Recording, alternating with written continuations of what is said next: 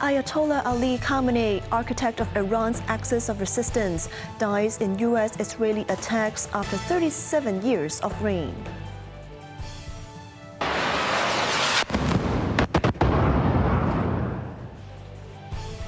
Dubai airport is damaged as Tehran retaliates with strikes on multiple Arab states hosting U.S. assets.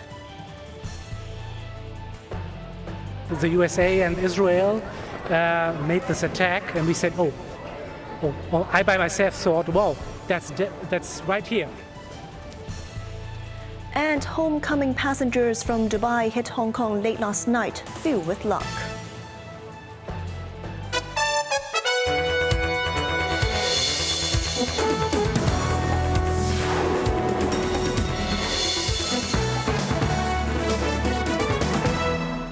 Good evening, you're watching Cable News. I'm Cheryl Yun.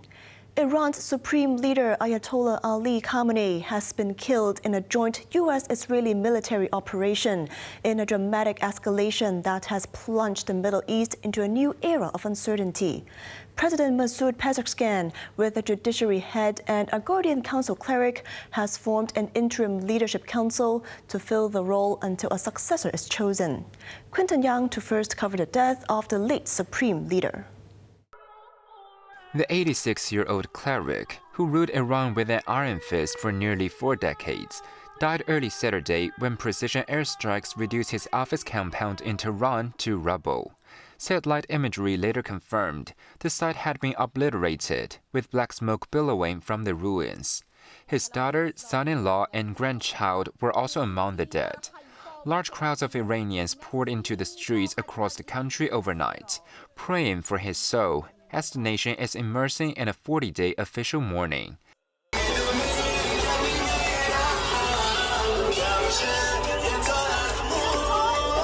Meanwhile, opposition activists took to the streets to celebrate. U.S. President Donald Trump announced the operation on Truth Social, describing Khamenei as one of the most evil people in history, and declaring his death justice for the people of Iran. The White House released photos of Trump and Secretary of State Marco Rubio overseeing the U.S. military operation from Mar-a-Lago. Trump stated that the bombing of Iran would continue this week until the goal of achieving peace in the Middle East and the world is realized.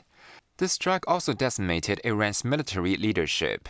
Defense Minister Amir Nazarzadeh and Revolutionary Guards Commander Mohammad Pakpour were reportedly killed alongside top security advisor Ali Shamhani and approximately 40 other officials.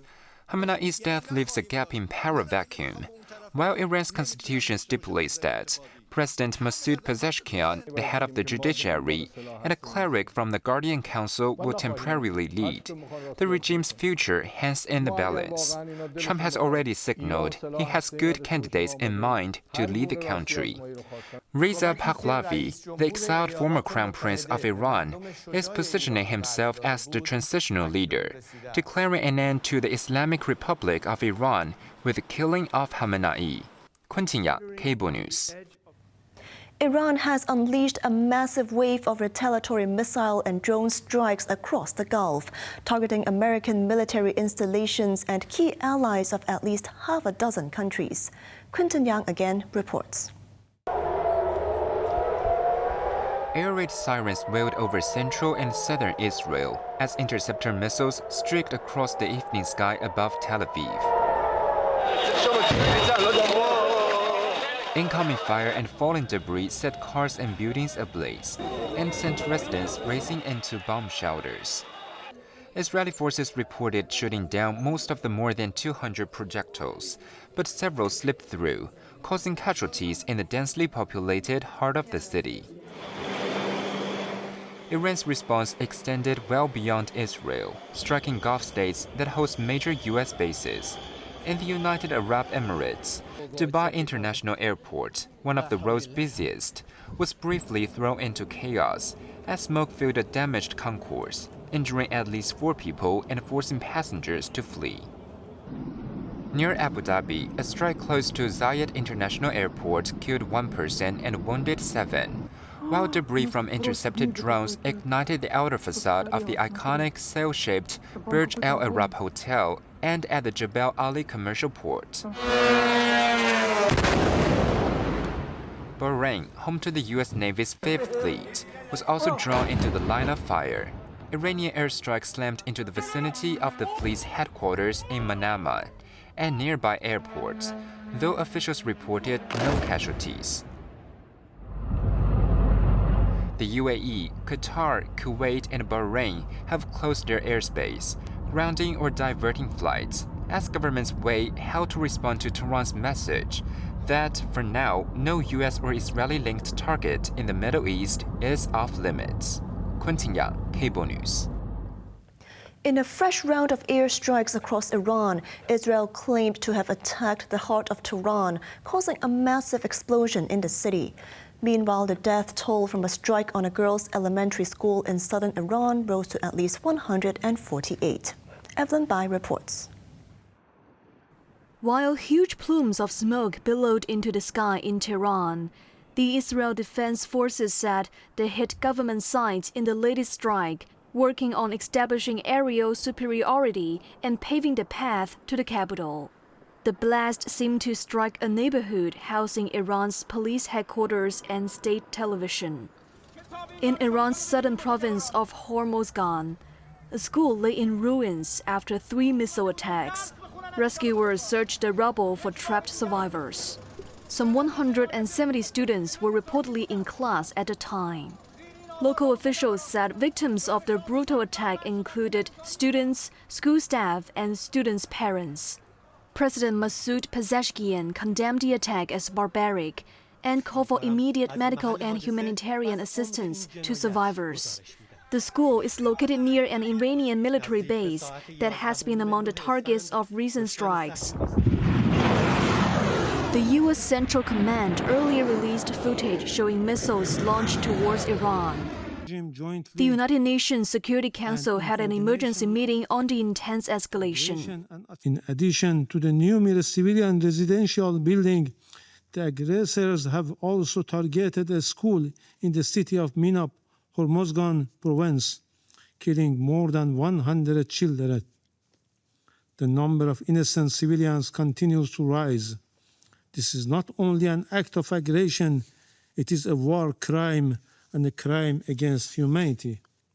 UN Secretary General Antonio Guterres condemned the conflict and called for all parties to return to the negotiating table immediately. Following the 12-day war between Iran and Israel in June 2025, questions remain over how long current stockpiles can last if Iran still has ballistic missiles and drones in reserve for an extended confrontation. Evelyn Bai, Cable News.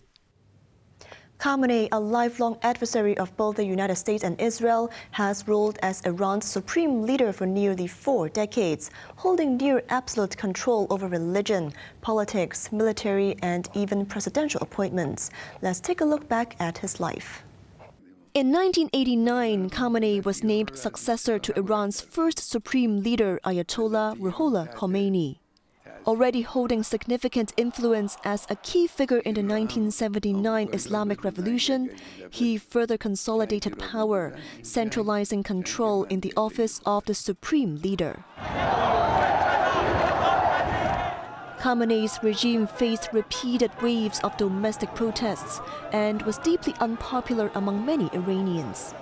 He was known for authorizing violent crackdowns on dissent, resulting in mass arrests, killings, and widespread repression.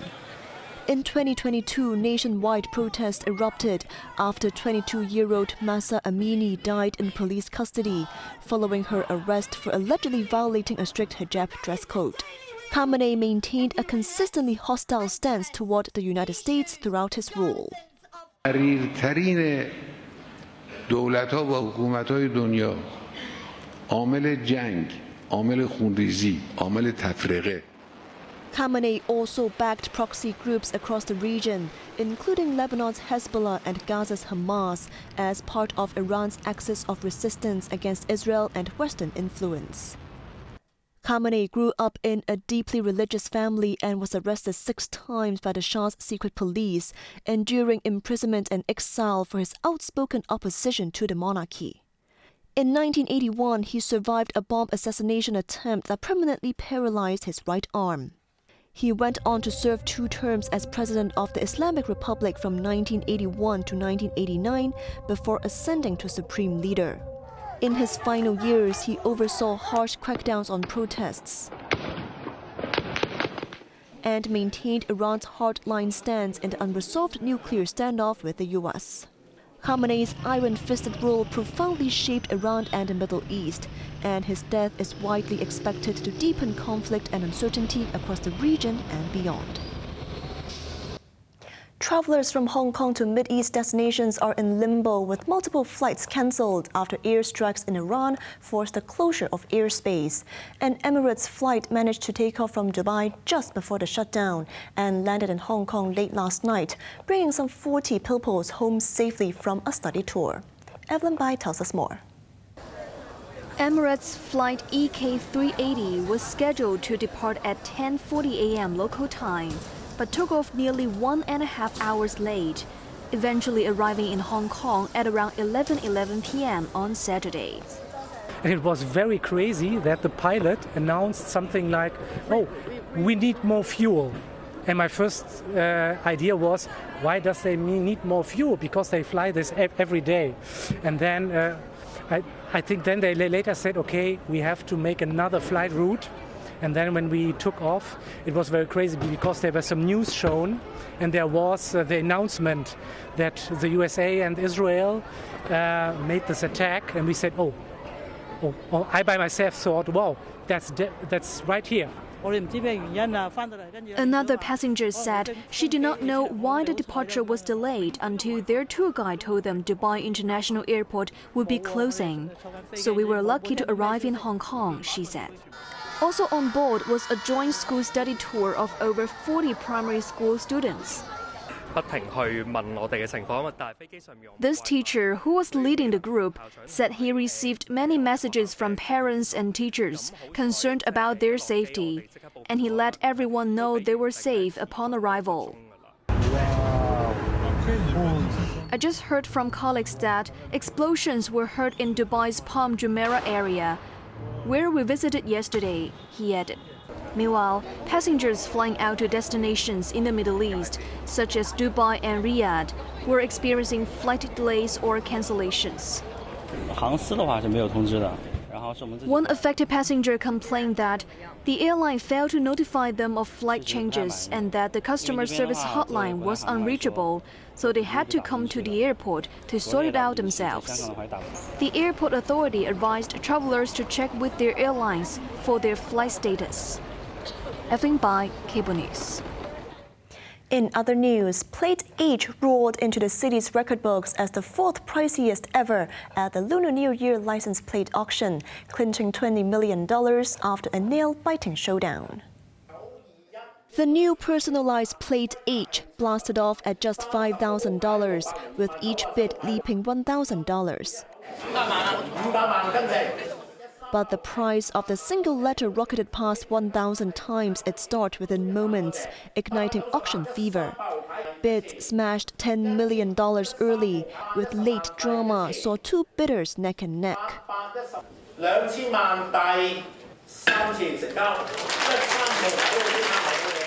After a 10-minute frenzy of nearly 90 bids, bidder number 135 sealed it at a scorching $20 million. Plate 30 sparked equal fire, landing at $4.55 million, while Plate 101 rounded it off at $1.01 million.